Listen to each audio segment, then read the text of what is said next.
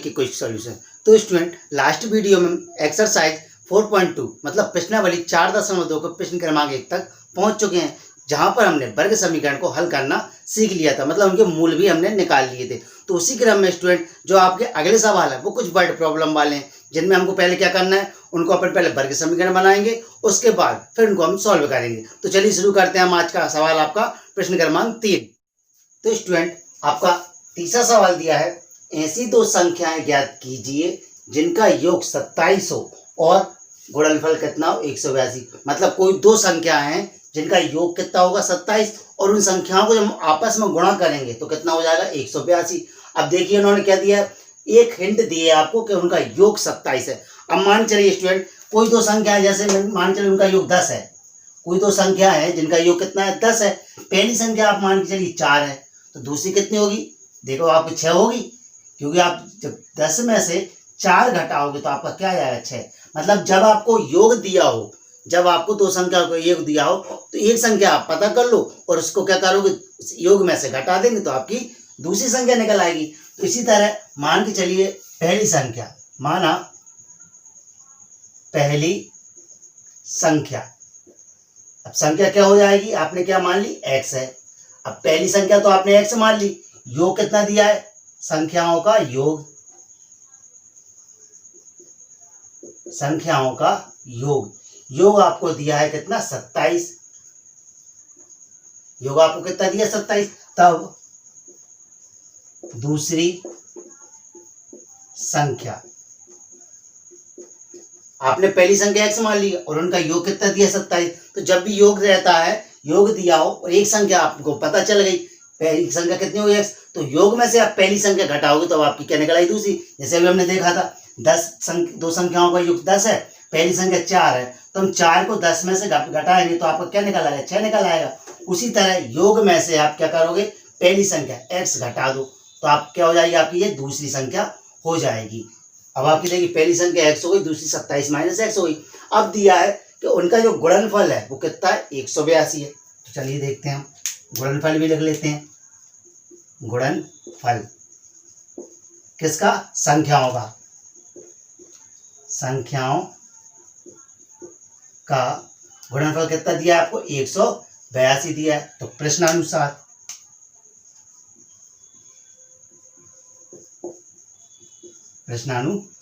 अब प्रश्नानुसार में क्या दिया है, उन संख्याओं को गुणनफल 182 है। अब संख्याएं क्या क्या है, एक आपकी x है, दूसरी 27 माइनस x है। इनका जो गुणनफल होगा वो क्या होगा 182 होगा। तो करके देख लीजिए, पहली संख्या x, इसमें गुणा करना है दूसरी संख्या 27 माइनस x।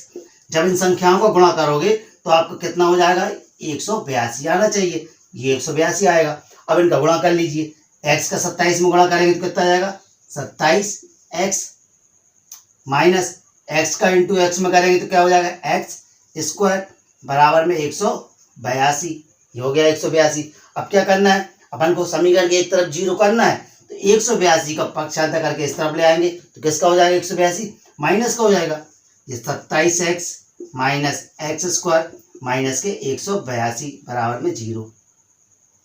अब देखिए यार स्टूडेंट, ये समीकरण बन गया आपका वर्ग समीकरण, लेकिन इसको भी क्रम में जमाना है कि आपका 27x पहले दिया एक्स स्क्वायर बाद में, इसको क्रम में रखना है। तो आपके माइनस के एक्स स्क्वायर पहले ले आए, ये हम पहले ले आए।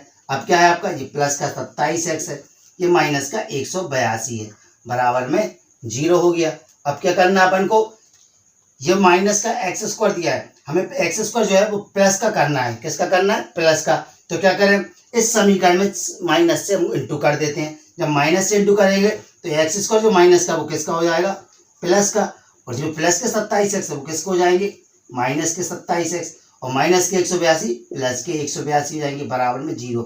आपने क्या किया, इस समीकरण में माइनस से इंटू कर दिया, क्यों, क्योंकि आपको पहला पद एक्स स्क्वायर इसको प्लस का करना है, ये हमने प्लस का कर लिया। तो माइनस से इंटू करेंगे तो ये माइनस वाला प्लस, प्लस वाला माइनस, माइनस वाला प्लस बराबर में 0। ये हो गया आपका वर्ग समीकरण। तो स्टूडेंट अब इस वर्ग समीकरण को अपन फैक्टर बनाकर गुणनखंड विधि से इसको सॉल्व करते हैं। अब क्या करना है, फैक्टर कैसे बनाएं, वही तीसरी वाली जो संख्या होगी तीसरा नंबर, उसको पहले नंबर से हम करते हैं इंटू एक्स का नंबर, एक्स स्क्वायर के साथ कौन सी संख्या 1 है, 182 में 1 का गुणा करेंगे तो कितना आ जाएगा 182।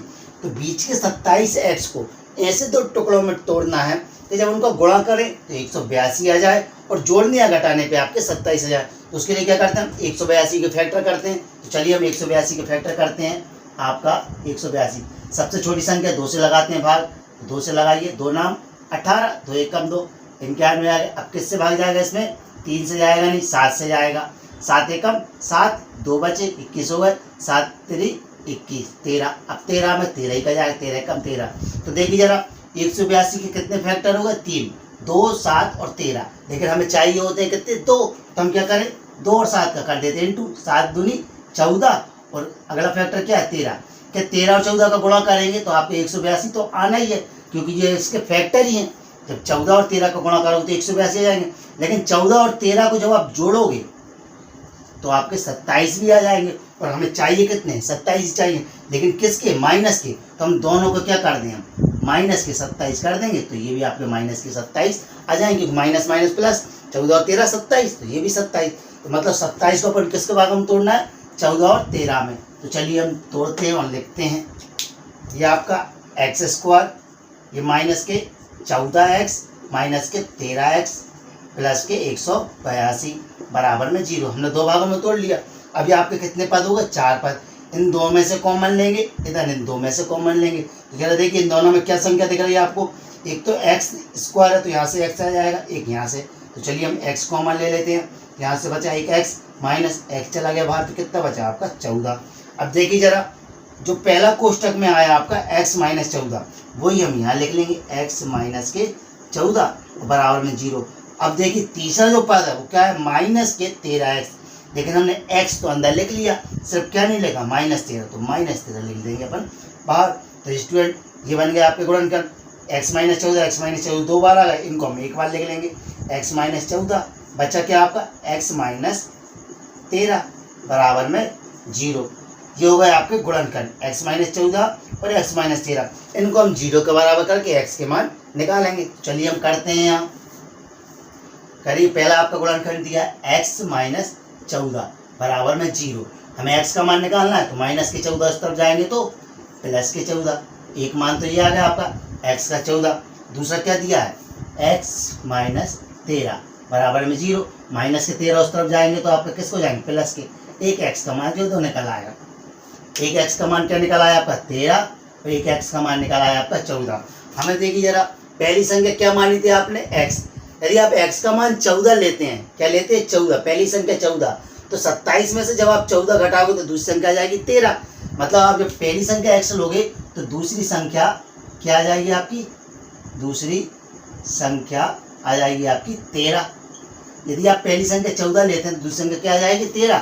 यदि आप पहली संख्या ये x का मान 13 रखते हैं तो दूसरी संख्या क्या आ जाएगी, दूसरी संख्या आ जाएगी आपकी 14। क्यों, क्योंकि जब x का मान जब आप 13 लेंगे तो आप क्या करोगे, 27 में से 13 घटाओगे, 27 में से 13 घटाओगे, दूसरी संख्या क्या निकल आएगी 14। मतलब जब आप 14 लोगे तो 13 आ जाएगा, 13 लोगे 14, तो आपकी दो संख्याएं होंगी, क्या क्या, एक हो जाएगी आपकी 13, एक हो जाएगी आपकी 14। यही दो आपके आंसर रहेंगे, संख्याएं क्या रहेंगी आपकी 13 और 14। तो स्टूडेंट ये हो गया आपका प्रश्न क्रमांक 3। इसी तरह करते हैं हम इसका अगला सवाल चौथा। तो स्टूडेंट आपका अगला सवाल है, दो क्रमागत धनात्मक पूर्णांक ज्ञात कीजिए जिनके वर्गों का योग 365। क्या करना है, कोई दो धनात्मक पूर्णांक है जिनके वर्गों का योगफल उन्होंने 365 दिया है। कैसी संख्या दी है, दो क्रमागत धनात्मक पूर्णांक। तो वही ऐसा ही सवाल हमने लास्ट वीडियो में किया था। तो कैसा था वो, माना कि पहला धनात्मक पूर्णांक, पहला धनात्मक पूर्णांक आप क्या मान लोगे, x। अब पहला धनात्मक पूर्णांक x हो गया, तो अगली क्रमागत धनात्मक पूर्णांक क्या हो जाएगी, अगली संख्या पूछिए, पहली x हुई, अगली क्या होगी, हम इसमें एक जोड़ देंगे, x प्लस 1। आपकी अगली संख्या क्या हो जाएगी, x प्लस 1।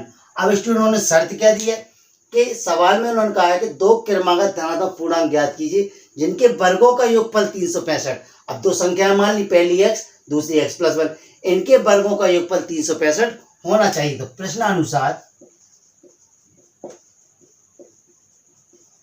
इनके वर्गों का योगफल, पहली संख्या x इसका वर्ग, दूसरी संख्या x प्लस 1 इसका वर्ग, इसका मूल वर्ग करेंगे क्योंकि आपकी दूसरी संख्या ये पूरी x प्लस 1, इनके वर्गों का योगफल कितना होगा 365। ये हमने जमा लिया इसको सवाल के आधार पर। इसको सॉल्व करते हैं। एक्स स्क्वायर प्लस यहाँ आपका फॉर्मूला लग रहा है कौन सा, वही a प्लस बी का होल स्क्वायर। क्या होगा स्टूडेंट इसका, a प्लस बी का होल स्क्वायर, a स्क्वायर मतलब x का स्क्वायर, b स्क्वायर मतलब कि 1 का स्क्वायर, प्लस में 2a, a का मान x और b का मान 1 बराबर में कितना 365। इसको और आगे सॉल्व करते हैं। देखिए एक्स स्क्वायर कितने हो गए आपके 2x स्क्वायर प्लस 1 का स्क्वायर करेंगे 1 आ जाएगा, प्लस अब हमें इसका इंटू करना है, 2 में x का गुणा करेंगे तो 2x और 2x में 1 का करेंगे तो वही आ जाएगा आपका 2x बराबर में 365 दिए हैं। अब क्या करना है, हमें 365 का पक्षांतर करके इस तरफ लाना है क्योंकि हमें यहाँ क्या करना है, जीरो करना है। जो वर्ग समीकरण होगा उसके एक तरफ जीरो होना चाहिए, तो 365 का पक्षांतर करके इस तरफ लाएंगे तो किसके हो जाएंगे माइनस के। तो देखिए 2x स्क्वायर के बाद एक घात वाला लेंगे हम 2x प्लस में 1। अब जो 365 है पक्षांतर होकर इस तरफ आ जाएंगे तो माइनस के 365 बराबर में 0। 365 में से एक जाएगा, ये माइनस का एक प्लस का, प्लस माइनस माइनस, 365 में से एक गया तो क्या होगा 364 होंगे। तो 2x स्क्वायर प्लस में 2x माइनस में 364, बड़ी संख्या माइनस की तो ये माइनस बराबर में 0। अब देखिए जरा स्टूडेंट, यहाँ भी आपकी 2 है, यहाँ भी 2 है, यहाँ आपके 364, इन तीनों संख्याओं में 2 से भाग जा रहा है। यदि हम इसमें भी भाग देंगे 2 से चला जाएगा, इसमें भी 2 से चला जाएगा, और ये सम संख्या है तो इसमें तो जाना ही है। 2 से जब हम भाग देंगे 2 एकम 2, ये कट जाएगी तो बचेगी क्या एक्स स्क्वायर।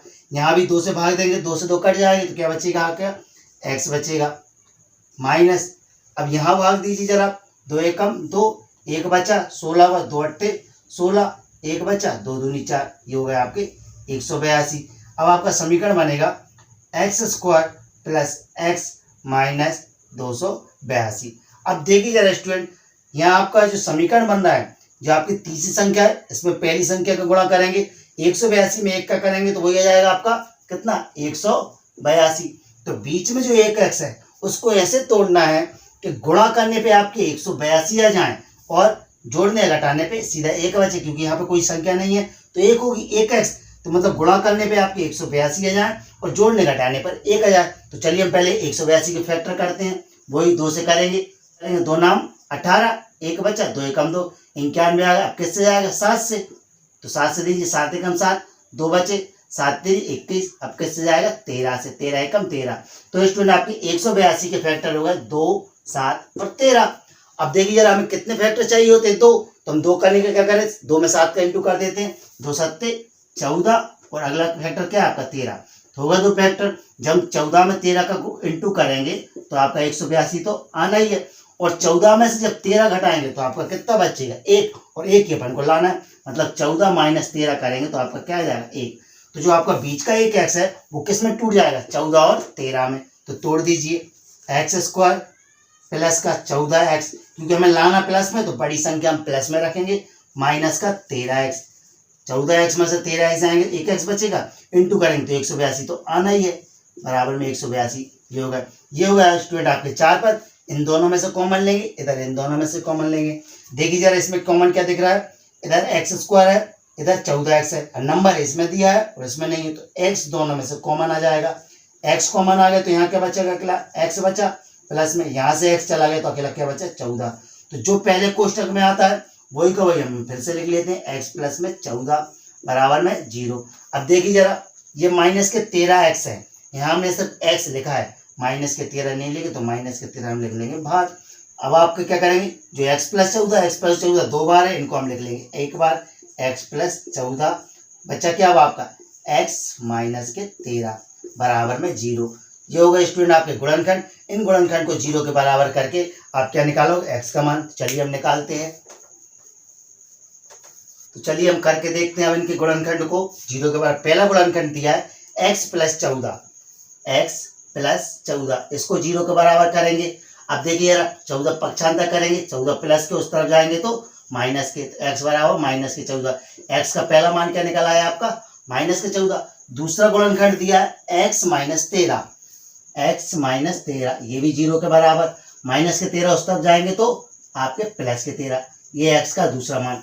अब देखिए जरा स्टूडेंट, x के दो मान निकले आपके, एक माइनस के 14 और एक प्लस के 13। हमने शुरू में क्या माना है कि माना पहला धनात्मक पूर्णांक। अब जो संख्या होगी आपकी x का मान वो धनात्मक होगी तो ऋणात्मक नहीं होगी, क्योंकि हमें धनात्मक पूर्णांक चाहिए। हमें कैसे संख्या चाहिए? धनात्मक पूर्णांक। इसलिए x बराबर माइनस के 14 नहीं होगी। जो x का मान जो -14 वो नहीं होगा। तब क्या होगा? x बराबर 13। तो आपका आंसर क्या होगा जो आपने शुरू में माना है? माना पहला धनात्मक पूर्णांक, x बराबर क्या हो जाएगा? 13। अगली क्रमांक संख्या क्या है? x + 1। तो हम यहाँ x का मान रख देंगे तो आपकी अगली संख्या निकल आएगी। तब अगली संख्या क्या होगी? x + 1। x का मान रख दीजिए, कितना है? 13 + 1 बराबर में कितना हो जाए? 14। तो आपके दो आंसर निकले, एक x और एक। तब आपका आंसर क्या होगा? एक 13 और एक 14। आपकी दो क्रमांक संख्या पूछी थी, वो क्रमांक संख्या आपकी क्या होंगी? 13 और 14।